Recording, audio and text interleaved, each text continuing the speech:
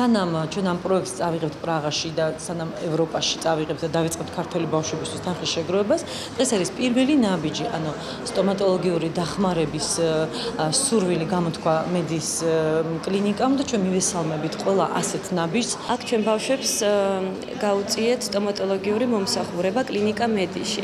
ანუ პრაღაში, რა თქმა უნდა, სტომატოლოგიურ მომსახურებას ვერ გაუწევთ ბავშვებს, მაგრამ ჩვენ გვინდა მოვაწყოთ ღონისძიება, რომ თინათინი, ქალბატონი თინათინი ჩამოვიდეს ჩეხეთში და ამ ღონისძიების ფარგლებში შევკრიფოთ თანხა ჩვენი ქართველი ბავშვებისთვის. ძალიან მნიშვნელოვანი არის ამ გვარი დახმარება ბავშვებისათვის, ვინაიდან ბავშვებს ქიმიოთერაპიის შემდგომ აბსოლუტურად ყველას კბილების და პირისგრუს პრობლემა უჩნდებათ ამ მკურნალობის გამო.